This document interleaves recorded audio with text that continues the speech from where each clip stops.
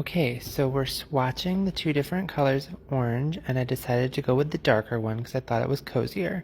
Here's day 2 after some work on day 1, where I'm just going through and crocheting the different rounds, checking to see how big it's getting.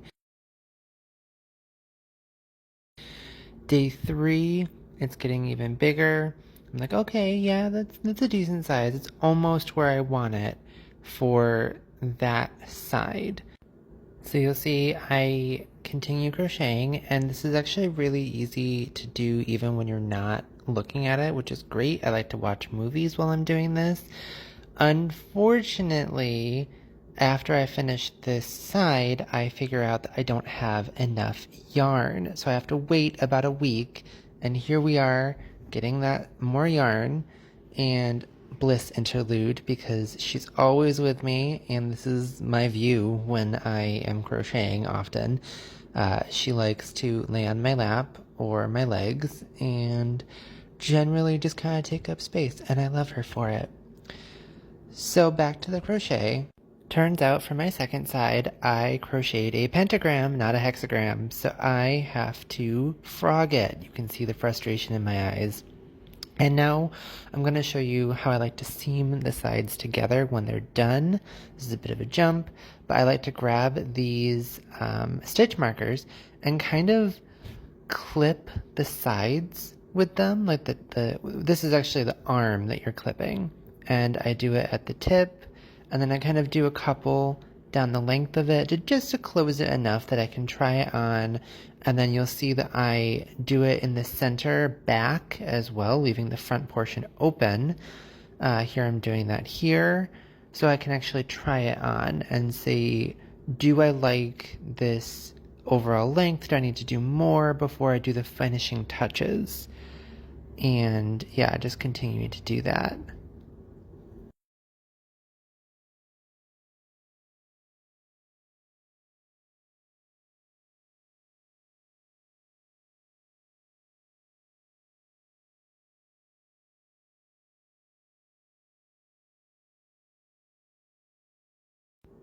Alright, so here I try it on, and you can see it's a very rough try on, but I'm slipping my arms through eventually, and I decide that I think it's long enough. I like how it's hitting me in the front and on the arms, so because I'm going to do a couple more rows on the sleeve only, and that's what you saw me do with my hands there. So here I'm going to be unclipping it, and I'm going to show you how I like to seam the arms and the back together. It's really easy, and it's actually one of my favorite things to do about this because you just see it all come together, and it's just really fun to watch. So I start with one side, and I typically start from the cuff in. So here's me hoping that I could just use the yarn that's already attached, and then realizing, nope, I can't because it's on the bottom of the sleeve and I need to do it on the top of the sleeve. So I cut it and just kind of tie that off. And then here we're going. So this is what you do with it. It's just you do a single crochet, chain 3, and that's your granny stitch, single crochet in the little gap. And you do that all the way down to the center back.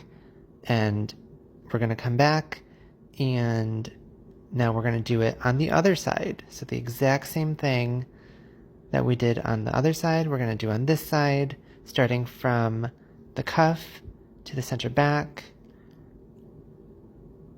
And then this is me actually seaming the edges together. So it's the back portions, do the same thing all the way down, just chain or single crochet, chain 3, single crochet, chain 3, all the way down to the bottom of the garment.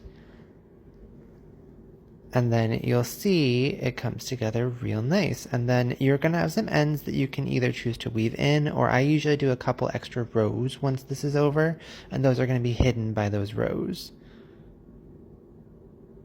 And this is me just finishing off, cutting it, pulling the end through so it's tight. And then, yeah, this is it. And then you just say, oh, well, there's a bump there, but it's not if you turn it inside out, because you've actually been working from the inside.